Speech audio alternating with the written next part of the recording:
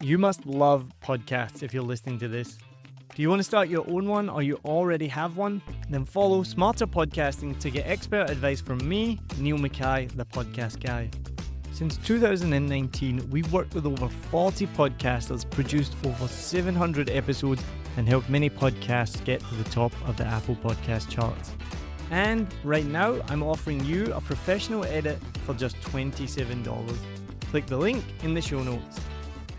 So it makes perfect sense. I'd never really thought about it because it's those introductions that you talked about that feel like a whole CV. I've always hated those, and so I tried to make it a lot less like it, but it's become a little bit too much less like it. There's nothing in it for the guest to understand.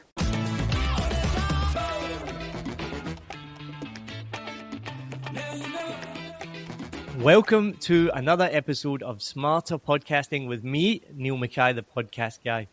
I started my first podcast in 2019, and it now has over 60,000 downloads and is in the top 10% of podcasts worldwide.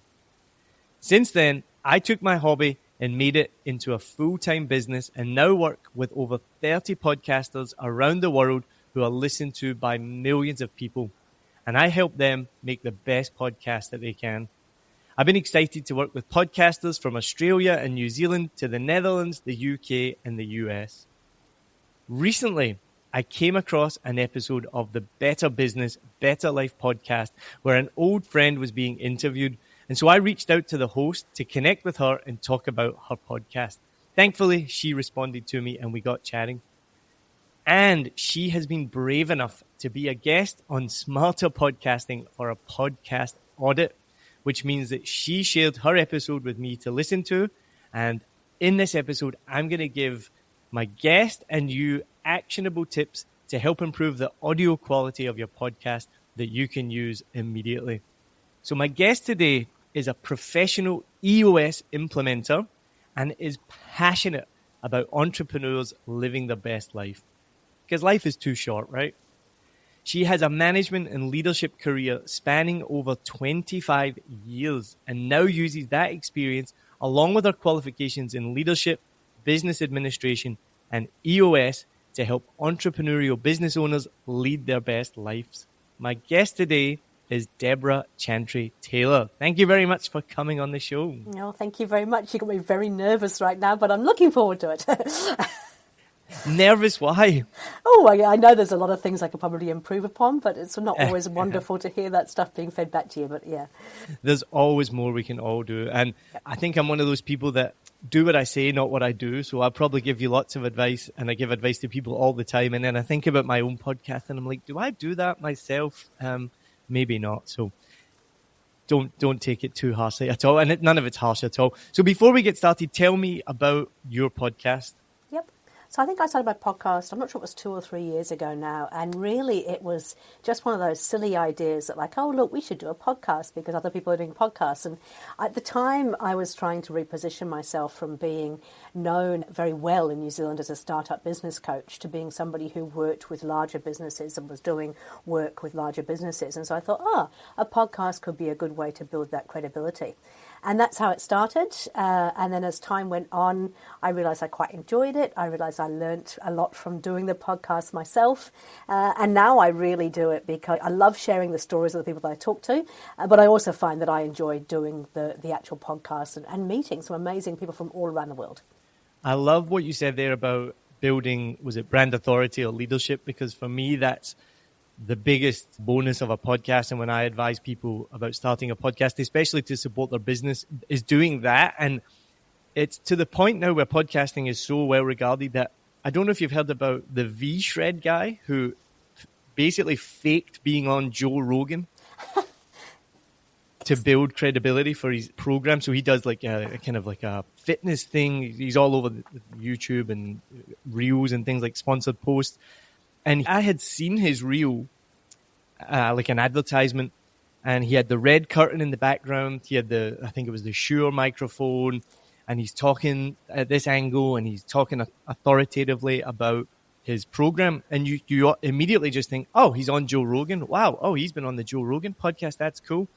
Then I found out shortly after that he was never on the Joe Rogan podcast. He never said he was on the Joe Rogan podcast, but he did happen to have the exact same microphone that Joe Rogan uses, the exact same curtain, and the exact same setup, so that when you watch it, you think, oh, he's been on Joe Rogan. And so people understand that being on a podcast builds your credibility, builds your authority in your niche. So having your own podcast is a great way to do that. So that's great to hear.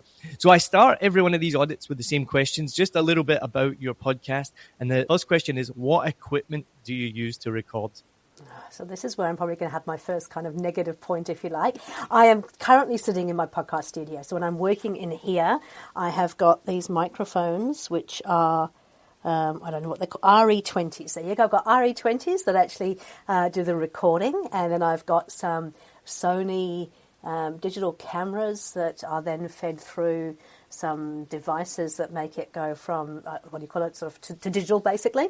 And then these microphones go through an SSL2 Plus box, which I have no idea what that does, but they go through there and they come into my laptop, and then I use my laptop to actually record. And if I've got a guest in the studio, and I've got some key lights, some control, I don't know what they're called, but they're key lights, Elgato key lights, I think they are. That's my podcast studio with a little bit of foam in the background to try and minimize some of the sound bouncing around.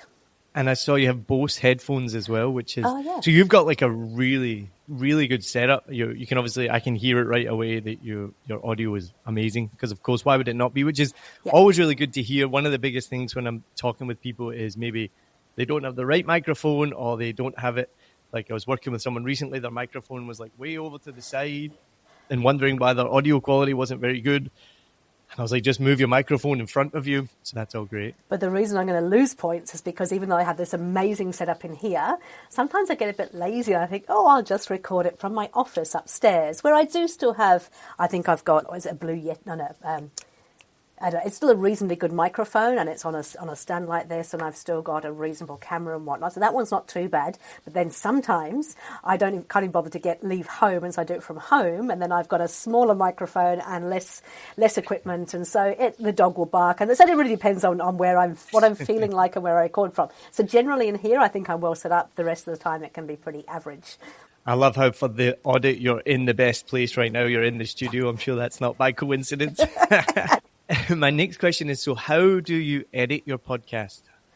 So I've actually had a guy over in India who has been editing it for me. I've got to be honest, I am not technically... Well, I am technically minded, but I don't want to be technically minded. I don't want to be involved with anything other than really setting up the guests, talking to the guests, and I just pass it off to somebody else. And they don't do much from what I understand. I think that they just check the sound. They don't do any editing. They just do the sound checks to make sure the sound is the best it can possibly be. And that's great. That's why my business exists, to help people like yourself who don't want to be involved, don't have the time, and editing can be very frustrating. So we come in and we can take that off people. So no, that's great. And I think it's one of the things that holds a lot of people back from podcasting, or leads to people stopping podcasting, because the editing part takes so long and can be so frustrating.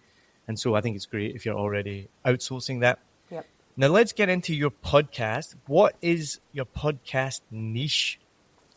The podcast niche was designed to be mid-sized business owners who are perhaps feeling like they've hit the ceiling, they're stuck in their business, they might be having some frustrations, and they want to break through that, and they want to listen to people. The reason I started it was because we hear all these beautiful success stories. I'm all for celebrating success, but I wanted people to know that actually the journey to success is sometimes a wee bit bumpy. And so I wanted real people to come on who are successful but can share some of the ups and the downs that they've had in that business. So that was who it was aimed at: mid-sized private business owners, hit the ceiling, want a little bit of motivation, but also want some reassurance that they are experiencing things that are pretty normal for a business. In terms of the actual listenership, if that's what you call it, it tends to be males, 45 to 65, and that's about all I can tell you. No, that's great. And it's good that you have a defined niche as well, because it's something that you have to do. You know, I think of any successful podcast, they have a very specific niche, and you know, the main advice you read it time and time again is the nichier, the better. The more you can have a very specific niche, that's great. And it's like my example I use is there's a podcast called Aged Like Milk, which I quite like, where it's a movie review podcast. And instead of just, so I guess their niche is, instead of just reviewing movies, they look at an old movie and then has it aged like milk. So they look at it through the lens of the 2020s, basically. And it's quite interesting. Some of those old movies that you love, like Trading Places or go back to the 80s. I mean, they do a whole range, not just the 80s up to the 2010s, and really look at it like, is it offensive? Is it racist? Is it misogynistic? And quite often, a lot of misogyny, a lot of casual racism. And so it's really interesting to look at it through that lens. So my point is, I love that they've got a niche, though. It's not just a movie review podcast. Each episode is the exact same, and they're looking at it in the same. So it's great that you have a niche. My next question can be a little bit challenging. What makes your podcast different to every other podcast in your niche? And that is where I have absolutely no idea. I would love to say that maybe it's the guests that I got on board. I've been very privileged to have some great overseas guests and things. But in all honesty, it isn't something I've put a great deal of thought into. I just started this thing just as a bit of that sounds like fun. Let's give that a go. And we're here 2.5, 3 years later, and I honestly don't know. No, and I mean, it's okay to not know. And I think after 2 or 3 years, that's fine as well. It might just be something for going forward. You just maybe start to have a think about like what makes me stand out, or what can I do to stand out from the other podcasts. So if it is the guests, how do you elevate the guests even more in your promotion and the titling and the artwork, all of those kind of things.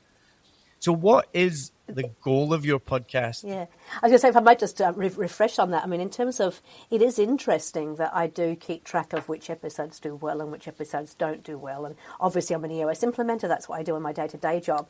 It is all the episodes that are about EOS that generally are just myself or somebody talking about EOS that tend to do better than any of the other episodes. So maybe that's a little bit of an indication about, what really is makes it stand out.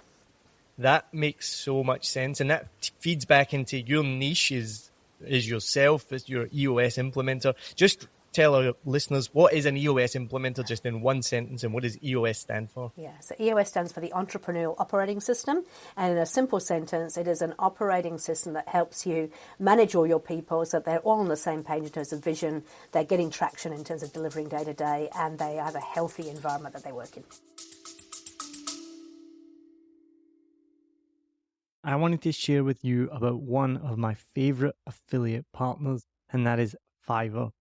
I've been using Fiverr for years for everything from ordering YouTube thumbnails to keyword research, writing podcast articles, even to Canva designs and thumbnails and more. So whether you're a budding entrepreneur, a podcaster, or anyone in between, Fiverr has got you covered. It really is the go-to platform if you want to find freelancers offering a massive range of services to help you on any project. Maybe you need a stunning new logo or just a short animation. Whatever you need, you can find it on Fiverr.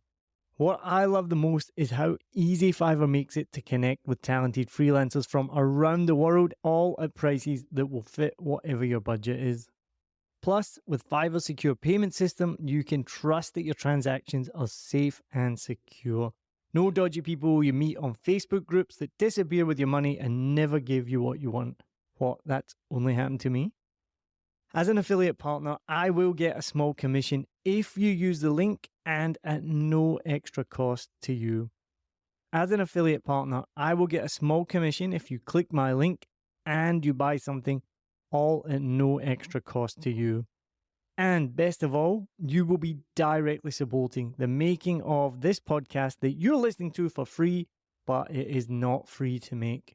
So why wait? Head over to somewhere that you've probably never been before. It's called the show notes. So whatever app you're listening in, if it's Spotify or Apple Podcasts or anything at all, head to the show notes, click on my special link, and then you can browse thousands of gigs ready to help you with your next project. Perfect.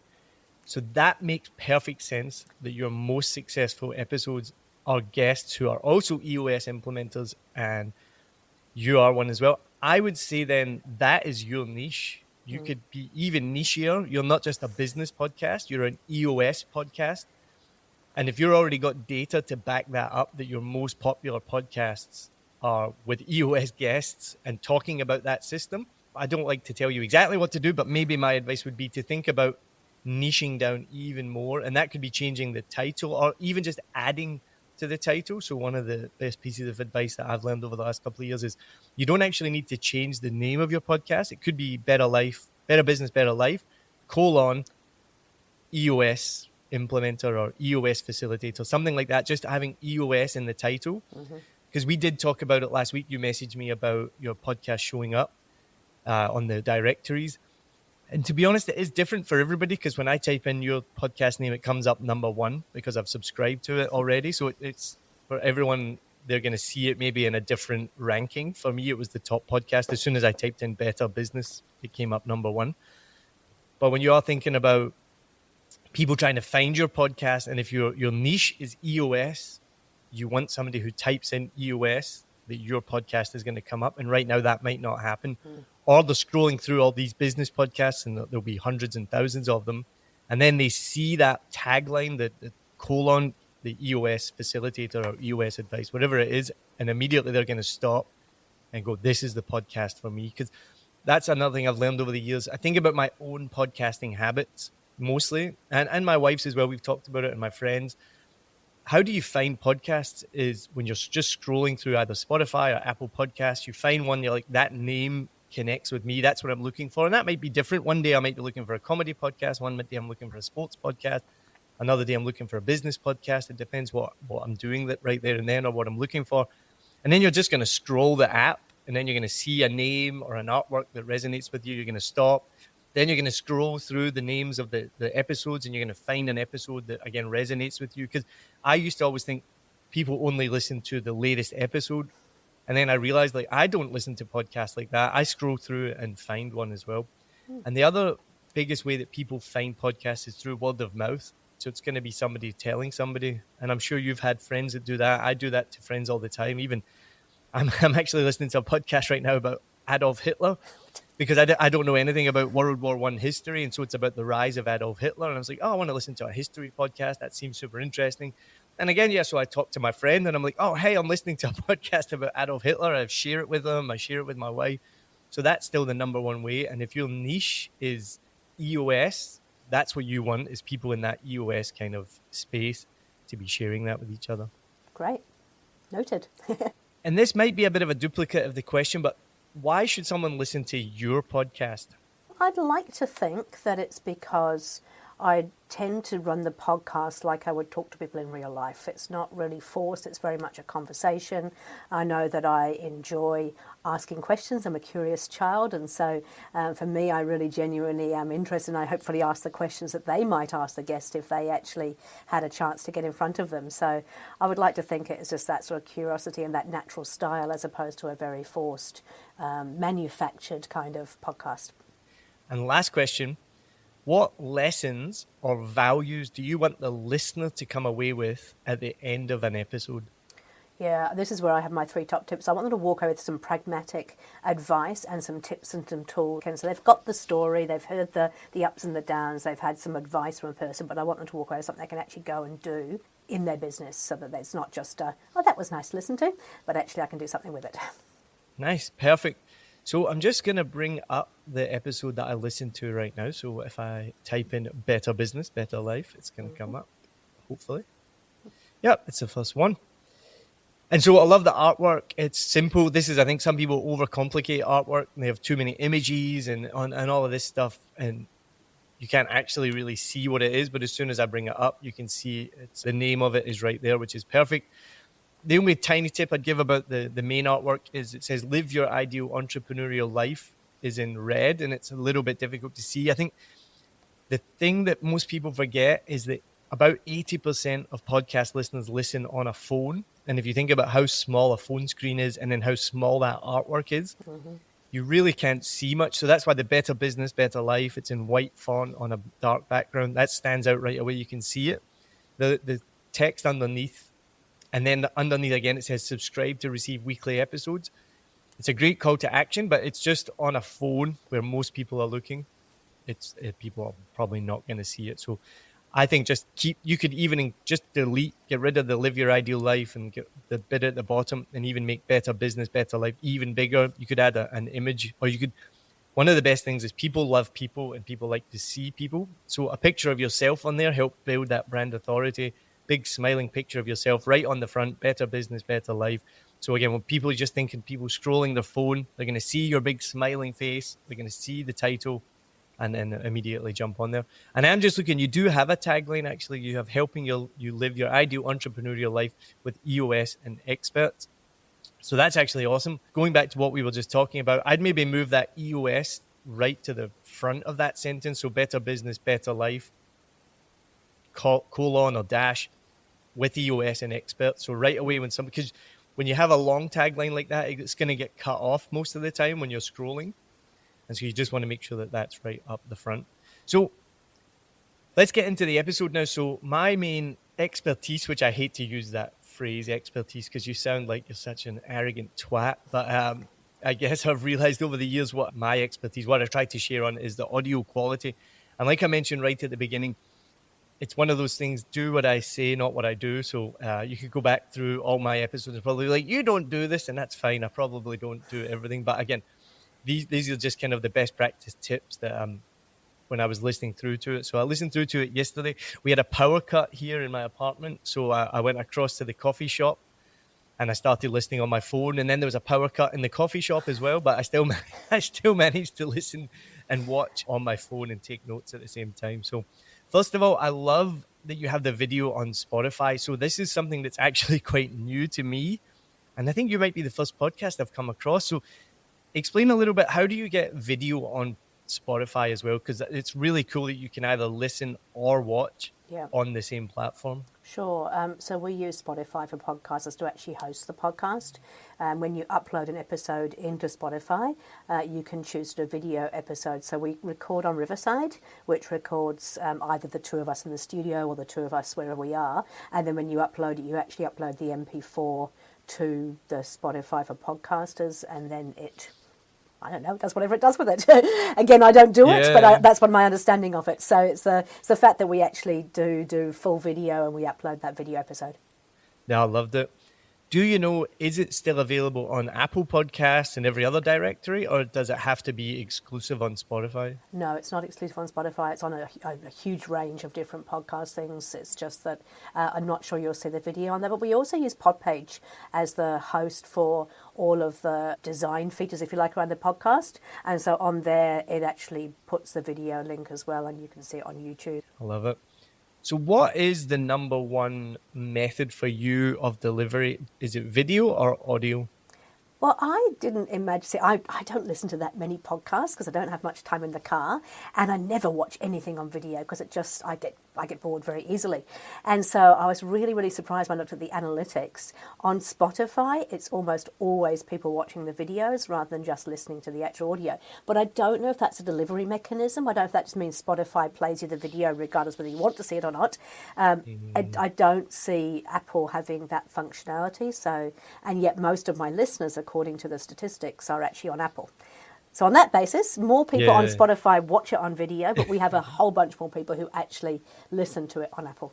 It's interesting, isn't it? It's hard to decipher because I think the video maybe does play automatically on Spotify. And so it might be recorded as a video, but maybe people aren't actually watching it on video. When I was going through it, I jumped back and forth between video and audio. So I have no idea. I probably messed up all your statistics by jumping back and forth because at some point I wanted to watch it and then at other points I wanted to listen to it. Apple Podcast doesn't offer video yet, and I haven't heard anything about that changing. And there's an ongoing debate, and I'm part of it, between audio and video, and whether video is a podcast or audio. And some people, and I used to be like this, like a podcast is audio only, and if it's a video, it's not a podcast. I've mellowed over the last couple of years to soften my stance. I do believe it does frustrate me when they only have a video and they call that a podcast. If you have audio, like you have an audio and a video, that's a podcast. So that's great.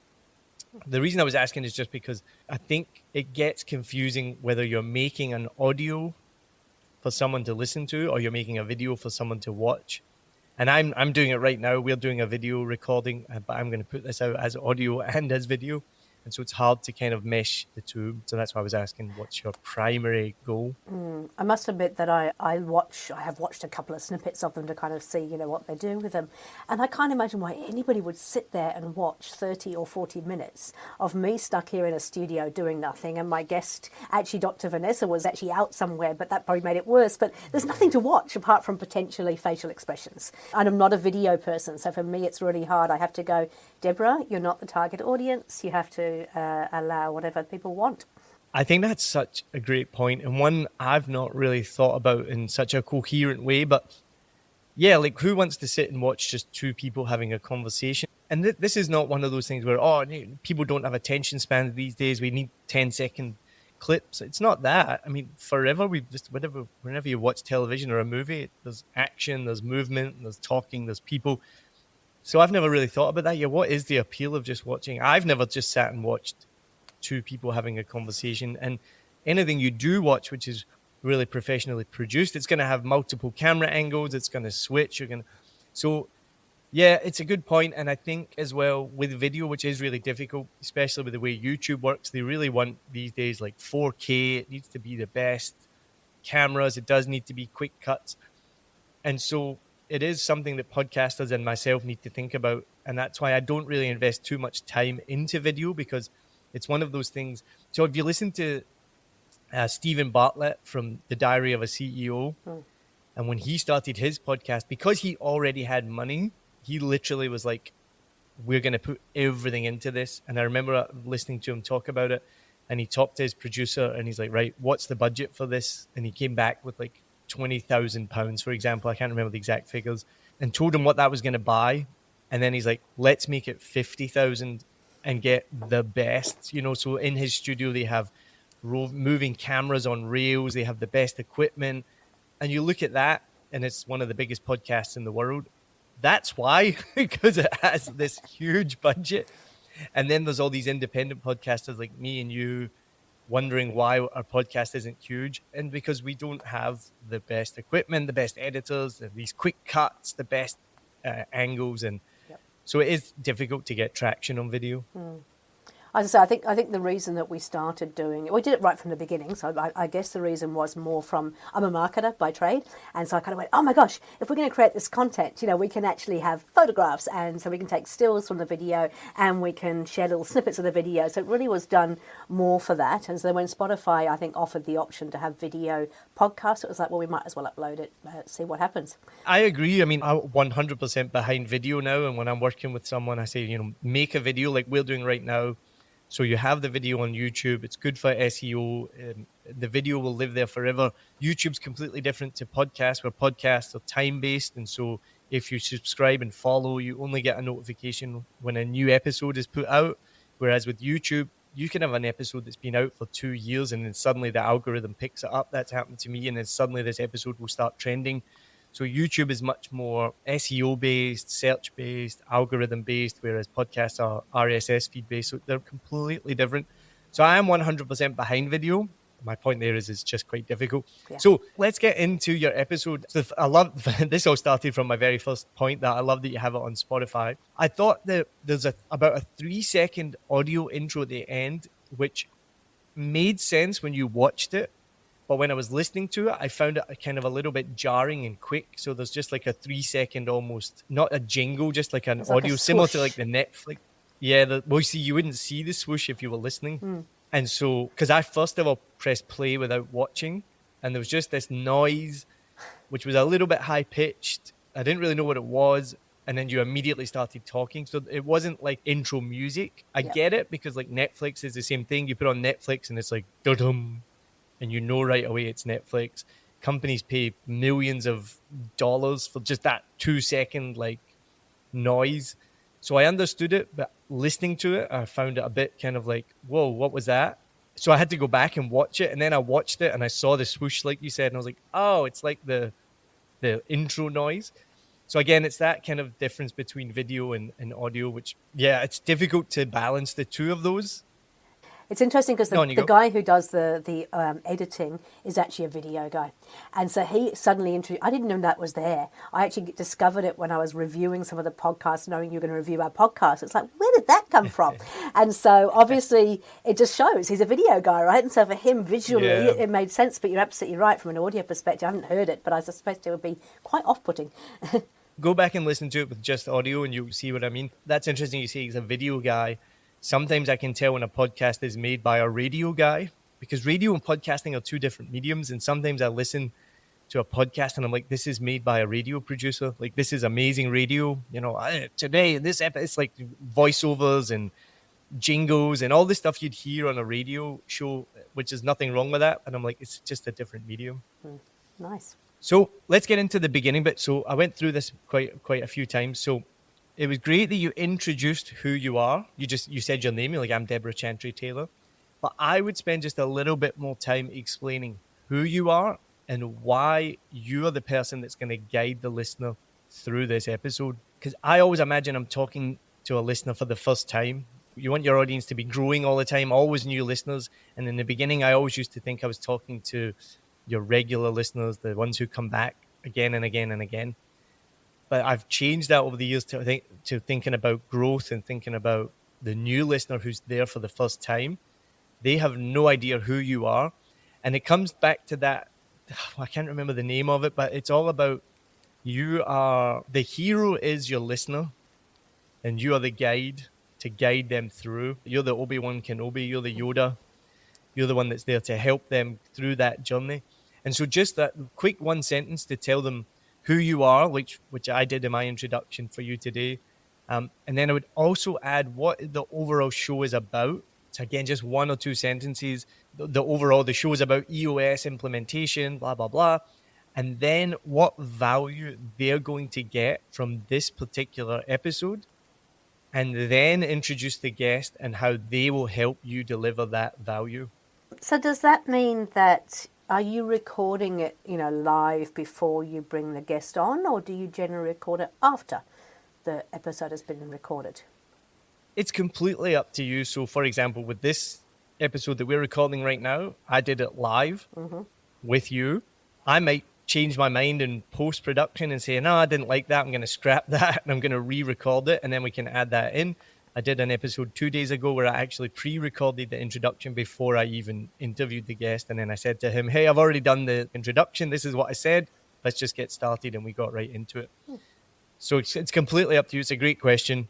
You can change your mind after if you want. So it's about kind of writing that down. And afterwards, I'll share my template with you. I have a template for introductions. And I do think the introduction is probably the most important part of your podcast because it's what you need to keep the listener listening. And if you don't do the introduction like that, they might just turn off. When I heard your introduction and I went back, I listened to it quite a lot. I thought it was a lovely introduction of the guest. My guest today, she's a friend and colleague. But how does that benefit the listener? So it could just be a small change. Like, my guest today, she's my friend and colleague who has done X, Y, and Z, which relates to the value of that episode. What's her background? How is she the guide? How is she going to help the listener gain something from this episode? So biggest recommendation is to introduce the guest experience and the qualities in just 3 bullet points and then introduce their name. And this is something I learned. I share it with everyone from talk show hosts in America. So I saw a YouTube video about this years ago and I've never been able to find it again, about how talk show hosts in America and around the world introduce their guests. And the best example was, I think it was Jimmy Kimmel, yeah. Jimmy Fallon, actually, I always get them confused. Jimmy Fallon was introducing his guests and he said, my guest today, he's just done a sold out tour around America. He has the #1 show on Netflix and he's just entered the Guinness Book of Records. My guest today is Dave Chappelle. And then Dave Chappelle walks out. And so when I started doing that technique and using that on my show, because you've probably heard it as well. I've heard people do introductions where they literally read out their CV almost. They spend about 5 minutes doing an introduction of the person, tells you everything they've ever done in their life, and you're completely bored and switched off already. So that's partly why the introduction is so important. So when I started doing that style of introduction with my guests, going 1, 2, 3, my guest today is the response from the guests was incredible. Nearly every single guest would be flabbergasted and go, "That's the best introduction I've ever had. That was amazing. I feel so good now." And I would often have to cut that part out because I didn't want that reaction in the podcast. I just wanted to get straight into it. And so again, that's what I thought was missing, or you could add for future guests, is build up that excitement, give the 3 things that they've achieved, how they're going to help with the value of the episode, how they're going to help the listener achieve that, and then bang, get into the episode. Nice. So that's my biggest advice on the introduction, which I do think is really crucial. A couple other points in getting into the audio. So your guest, as you mentioned, she was outside, which was beautiful if you were watching the video, but I could see it was windy, because this is quite good sometimes when I do an audit and there is video, because I can actually look at it. So once, like I mentioned with the microphone, there was a problem with our audio quality, and then I could see in the video, and I was like, your microphone is way over to the side, like bring it in front of you. So on this occasion, I could see that it was windy and I could hear that it was a bit windy. I know from being on your podcast, we're not being on it yet, but I'm going to be on it. I know that you send out an amazing prep form and you have an unbelievable system for guests coming on. I can't remember exactly the wording that's in there. I would try and get my guests to stay indoors and stay somewhere quiet. Just going to help with the quality. I had a guest one time. Well, I had it a couple of times. One time, I was like, "What's that noise?" Because it was like this. And he's like, "Oh, I have the fan on," and literally you could hear the fan oscillating, like blowing into the microphone. I was like, "Oh, can you turn the fan off?" And then the other time I could hear this,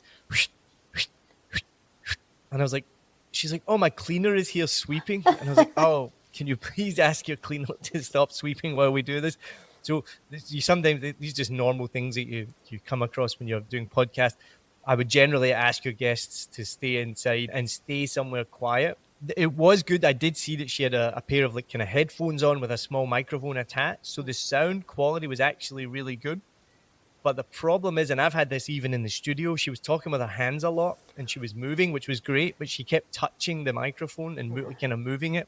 So you could hear the microphone rubbing on her clothes almost. So it was like, and I've had it with the cable on my microphone where I've touched it a lot, or I had it recently with, I was recording a podcast and I didn't realize that she was touching it the whole time. And so the whole episode, you could hear her touching the cord. So it's a common problem. And once you realize it, you're like, oh. So I would just maybe just watching out with the guest, maybe say, if you notice that, being like, "Oh, can you move your microphone?" or stop touching it. But I know if you're on Riverside, you'll have 2 tracks, right? So you're on Riverside, it has 2 audio tracks.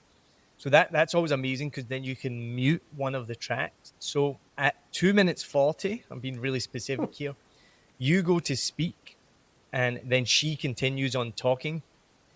So it's not a big deal, but if I was editing that, I would have deleted that little part out where you go to speak, because it was kind of a bit confusing as a listener and just a little bit awkward that you went to jump in and then she kept talking. And if you just cut out, the listener would never notice that we'd cut out that little bit of you going to speak. So again, it's that crosstalk of 2 people at the same time.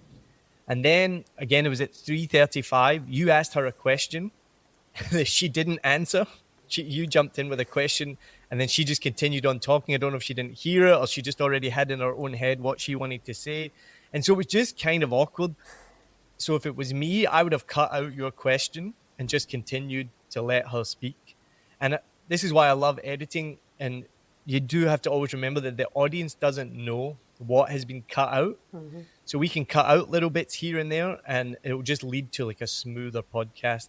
And I'm really splitting hairs here, but this is what I would do. The other thing that I noticed was when she finished speaking, you often responded with something like, "Cool, excellent, brilliant," almost under your breath. And to be harsh, it did come across that you actually weren't really engaged with what she said, because you were just kind of like, I don't want to use the word dismissive, but a little bit dismissive of just like, cool, move on to the next point. And so you're not the only person to do this. One of the podcasts that I work with, he does the exact same thing. Like the guest finishes saying something and he'll just be like, right. And then just moves on to like the next point. So I will cut out his response. I'll cut out that right, because it is just a little bit like, not really been listening to what you've been saying. Let's move on to the next point. And again, with the magic of editing, if you just cut that tiny bit out, it doesn't make you sound like you're not really listening or you're not engaged. So it's just so small, but I personally would have just cut that bit out. Now, going back to what I said at the beginning about stating who you are, what the episode is about, who the guest is, I got 5 minutes into the episode and I knew a little bit about your guest, but at that point, I still had no idea what I was going to learn from her, why she was on the episode, and how she was going to help me learn something from the episode, because I didn't know what at 5 minutes, I still didn't know what the episode was about. You just said, oh, my friend and colleague is here. And then she explained what she did. But I was still kind of like, what is this all about? Like, I'm not really too sure. So it just made me realize, like, at 5 minutes in, it's why that introduction is so important, because it sets up the rest of the episode, that the listener is like, I know exactly what's happening here right now and why I'm listening to this episode. That makes sense. It makes perfect sense. I'd never really thought about it, because I think I always worry that I keep, it's those introductions that you talked about that feel like a whole CV. I've always hated those, and so I tried to make it a lot less like it, but it's become a little bit too much less like it.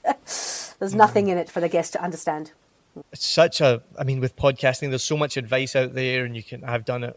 And again, like I said, I'm just giving it advice that I've learned along the way. It is difficult because sometimes you're like, do I just jump right into the episode to get started right away so I hook the listener?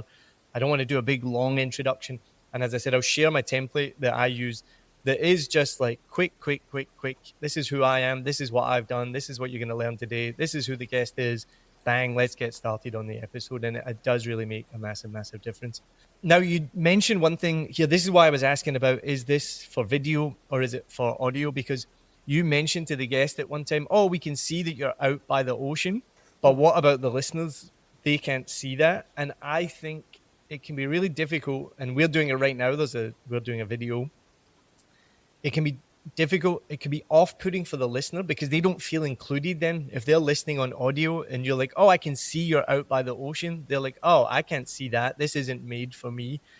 So I try and decide if you're making a video or a YouTube, or are you making audio. For me, I'm primarily making audio, not video. And so I'm not making this for people to see. And when I edit this, I'll probably go back and cut out all these references I'm making about that I can see you. Like if I make a reference about something I can see or something visual, I'll probably take it out afterwards or try my best not to mention it at all.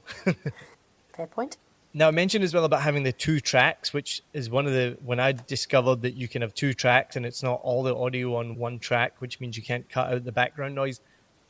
There was a couple of times where you talk over each other. And so I would just have cleaned that up. I would just have cut out one of the people talking, which is just, again, I mentioned before we even started recording to you that it's really natural for somebody talking to talk over each other. And I've mentioned it to you before, and now we've barely done it. There has been once or twice where we've done it, but we've barely done it. Like I can see that you're sitting there waiting patiently sometimes to talk. And hopefully I'm doing the same as well. And so when my editor goes to edit this, she's not going to have to cut out too much crosstalk, but it is completely normal. And so when I'm editing a podcast or have my editor doing it, we'll make sure to cut that out as much as we can, because it's just jarring when you listen to a podcast and suddenly there's 2 voices in your ear. And so to try and keep it as smooth and as seamless as possible, I would try my best to cut out any crosstalk like that. No, it's good. And I think the fact that you briefed me beforehand, I am being very, very conscious of not doing it. I also know that in very early episodes, I'm a people person. I love conversation. I love being in front of people. And of course, when you're with them, you're doing the whole, And in my podcast, I listened to one of them. It's like, oh my goodness, shut up, Debra. All you're doing is going, So for the listener, what I said to Debra before, and I say to everyone, and this has just come from experience and from mistakes, I did exactly what Debra just said. I remember one of the first recordings I did, and I went to listen to it, and I didn't have 2 tracks because I had a Blue Yeti Ice microphone which sat between me and the guest, so you couldn't cut out the other person. And I listened to it and I was like, oh my God, Neil, all you could hear was me the whole time going, I just hit my microphone there. I don't know if you can hear that. That's another thing that happens a lot. I talk with my hands and you hit the microphone, boom, and blah, blah, blah. Anyway, so it was me that was doing it, this in the background going, because you think you're engaging. What I said to Debra before the episode, and I say to everyone that I work with, is that's really normal in a natural conversation when you're down in the pub or when you're having a coffee to interact with the other person. But when you're on a podcast, it's really off-putting to hear that voice in the background. And so when I work with clients, when I edit, I always cut that out. And it's really amazing working with people because I'll coach them to do what I did with you. And that was partly why I did it with you, was to then talk about it later on and so you can see the difference when you're making the episode. And so there's one client I was working with, Mindset, Mood and Movement, where you could, you start to be able to see sound when you edit so much. So, and I would be editing his podcast and you could just see in the background his guests. You could just see all the spikes where they're going, And, thankfully I can cut all that out because it's on 2 tracks, so it's not a problem. But through coaching him and then him coaching his guests, now when he sends me the audio, I can just see the guest. It's just a straight line because they don't say a thing. And it's going to be the same with us right now when I go to edit this. Because you're not doing it, it's going to be absolutely silent, which means less work in editing as well. So that's why the importance of having that conversation at the beginning. And now you've seen the benefit of it in real time. Yep, absolutely. But what was great about it, because there was minimal editing on it, like you said right in the beginning, they just kind of clean it up a little bit. There was no long, awkward pauses. I didn't notice a lot of filler words unless they were cut out. And if they had been cut out, I didn't notice that they'd been cut out, which is great. So there was no ums and uhs. And I don't think either of you did many of that at all. And if you did, I didn't notice it. So that just maybe comes down to you both being good speakers. Your guest was American. I have noticed Americans are great speakers. They don't really do that and they don't repeat words. I think Americans are just trained from birth to be great speakers. And then you're obviously a speaker as well, and you've got years of experience in that. So I think that came through. You could tell that. I like to think I'm a good speaker, and then I see the transcript of my episode, and I'm like, oh my goodness, you said so many ums and uhs. And so we do it without even thinking. But it was great that you didn't have that. Thank you. And no, they weren't edited out. We just didn't have them. You just didn't have them. Great to hear. But I did notice at one point you got distracted by something. I think you reached for papers because you went way over and then you just kept talking. So your sound dipped out because you're still talking over here. And were you shuffling papers? Is that what you reached for? Possibly, yes. You could hear something in the background. There was like a lot of noise in the background, which was either shuffling of papers or the wind on her microphone. I wasn't 100% sure, but at one point there was a lot of background noise, which was either one of those sounds. So again, just trying to eliminate that distracting noise. So either don't shuffle papers if it was shuffling papers because you've got good microphones and they'll pick up everything, or it was the wind in the background, which again we talked about in the beginning, asking your guests not to be outside. So getting to the end of it, I didn't listen to the full thing. I skipped ahead to the end, and it was great that you give your listeners the opportunity to connect with your guest to the point where she read out her phone number, which nobody's going to write down probably. But this is something that can be really, really awkward. I recommend only having one call to action at the end of your episode. And that call to action should be to support you and your business, not the guest. The guest is already there to help you showcase your authority and your leadership. You've spent all the money on the equipment, on the editing to produce a 40-minute episode, not to promote the guest and their business. You're doing that to promote yourself, or you should be, in my mind anyway. So you've already given them 40 minutes or more of free airtime. You should definitely have a link in the show notes to their LinkedIn profile or something like that. So you're already giving them more than enough value. So I don't know what you've promised the guest, if you've said, oh, you can do this or you can do that. But for the future, I would never tell my guests that they're going to be able to actively promote their services. And one of the reasons for that was I heard a story of a podcaster. She had a guest on who, promoted their book, promoted their LinkedIn, their website. And they were in the same field as them, which is going to be similar for you. You're going to have lots of people, as you mentioned, in other EOS facilitators, EOS trainers. And if you let them promote their services, you're giving away your business to them. And the story I heard was a podcaster had a guest on, and then her listeners were contacting the host, asking for the details of the guest. And they did the same thing. So she was basically having to give away business to the guest. And it can be really awkward because you're giving the guest, you're like, oh, you can come on. And I've heard guests, he's promoting, I've coached some of my clients through where it's like they've had somebody on and promoted their book and their website or their funnel. It's like, oh, you can get a free consultation and things like this. And I'm like, you're giving away business. So it can be awkward and it can be difficult because you've asked the guest to come on. I just would make it not part of that prep or that pre-thing, and I just wouldn't ask the question. So like, where can listeners get in touch with you? Or you can just take control of it and be like, I'll put a link in the show notes to your LinkedIn. Thanks very much for coming on. And not letting them give out phone numbers and funnels and free consultations and things like this. So yeah, I would just make it all about you because you're putting in the time and the effort. So you want that call to action to be for you. And you do that at the end. And again, this comes down to a little bit of editing. When you do finish the episode, if you go back and listen to it, it just abruptly cuts to your outro. It's kind of like, all right, thanks, bye. And then it's bang. And it's like you're doing the outro. And it just needs maybe that 1 or 2 seconds of like a little transition to just transition into the outro. I did think your outro was amazing. And some of that script, you could take that and use that in the introduction like I used. I would take it and make it more conversational because your outro was like a little bit adsy, if you know what I mean. But it was an ad, so it was fine. So I wouldn't just copy and paste it into the beginning because you'd be hitting somebody with an ad right away, unless it's really clear that it is an ad. But I would take some of that language that you used in the outro and you could use that in the beginning just to introduce yourself in the episode, and it sets it up for that. I think because you'd already given your guest a call to action at the end, I think most listeners will have shut off at that point and might not even get to your call to action at the end. And I think that's why it's really important to not give that opportunity to your guests. You want to make sure you use that for yourself. But overall, it's a great episode. I came across your podcast because you were interviewing an old friend of mine, Kat, and I found that episode really interesting, and that's how I got in touch with you. There was so much good advice in there, or some of the things that I'm doing. I was listening to that podcast, and I was like, yes, I'm doing that. Okay, I'm on the right track.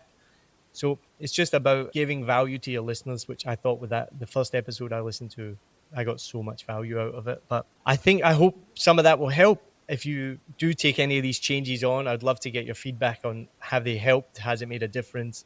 How's that impacted on your podcast and your business? But overall, I love the episode. Thank you very much. That's really, really helpful information. I have just got one question for you, and that is around the intro. Some people do have kind of pre-recorded intros. I guess that takes away from the more conversational style, doesn't it, and the ability to introduce a guest, or how do you feel about that? I mean, I hate it when you have adverts at the beginning, but what do you feel about the intro in terms of should it be the same every time? Should it be pre-recorded, or should it be very natural and fitting in with what the episode is about? I would do it. If you are pre-recording it, do it different every time. It would be my advice, because I think it starts to become like radio if it's the same jingle every time someone turns on and it's like, you're listening to the Better Life, Better Business podcast. Like these kind of the same voiceover guy or the same style of voice. I don't know if it's the same guy, but it's like that style of jingle. So my favorite radio show in the world is from New Zealand, because I used to live in New Zealand, is the Matt and Jerry breakfast show on Radio Hauraki. And I listen to that every single day, still to this day. I listened to it when I lived in New Zealand, and I still listen to it when I live overseas. And what I noticed with radio is they do the same thing every day, and that just works for radio. They have this same segment every single day for 10 years, and I love it, and I can't wait for it. They have the same introduction. He says the same thing as soon as he starts the show, and I don't know how that works, but it just works for radio. They have the same stuff all the time, and I think that's why we love it. We love that familiarity. This is why I'm saying podcasting is a different medium. It's not the same as radio. So when people listen to it, we can use the same intro for a little while, but we should change it up. In terms of ads, I do use dynamic ads, and you can do something similar with yours. But what I do for the ads is promote my own services. So even I just recorded an ad just this week, And I actually just said to the listener, I said, hey, this is called a dynamic ad. So you're going to hear this on every podcast. If you've already heard this, skip ahead 3 minutes 30 and get to the start of the episode. Or if you don't want to listen to it, skip ahead 3 minutes 30 anyway. And then I did a kind of, it wasn't really an ad. It was more a bit of a story about 7 Million Bikes podcasts and how they can work with me if they want to. But so this is the beauty of independent podcasting. You can do whatever you want. One of the guys I follow is called the Podcasting Business School, Adam Shively, who's been a guest on the show. And he recommends getting testimonials as well, which I do now as well. And the start of the episode starts with a testimonial from a previous client. I think for you, that would be unbelievable. So if you could get a video or an audio testimonial, I can help you with how to craft that testimonial. I can give you a survey that they can fill in that will help create that testimonial. And if you're listening to this episode right now of Smarter Podcasting, you'll have heard that testimonial at the beginning. So all my episodes right now start with a testimonial from James Mastrioni from the Wrong Side of Hollywood podcast, who I helped with coaching, and he did a testimonial for me. And again, I'm just following what other people advise. So the Podcasting Business School advises start your podcast with a testimonial, but change it up every few weeks. Change the testimonial, change the ad, keep it interesting. So there's so much we can talk about. I'm excited that we're going to keep talking after this audit, and I'm going to be happy to help with any questions that you have.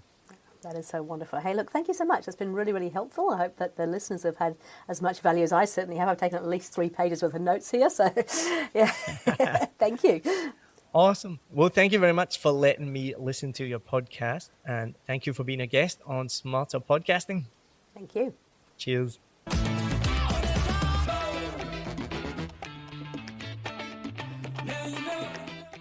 Hi, my name is Sal Jeffries. I run the Mindset, Mood and Movement podcasts. I've been working with Neil at 7 Million Bikes for the whole of this year, literally from the start of my podcast to date. And I want to say a couple of things. So when we record the podcast, sometimes there are things that I need tweaking. There could be edits or clips. It's really simple. I give those instructions to Neil, he gets it sorted. There's sometimes a sound level differences between the guest mic and mine. Again, that's all sorted so the outcome is a really balanced sound. And also if there are issues with voice, little kind of sound interruptions, all those things that can distract a listener, Neil knows exactly what to do, cleans it up. The end result, a highly professional, beautiful sounding podcast without distraction. That's exactly what I want. I know my listeners do. So if you're interested in having that level of podcast and that kind of quality, Neil is a great guy and I highly recommend you speak to him.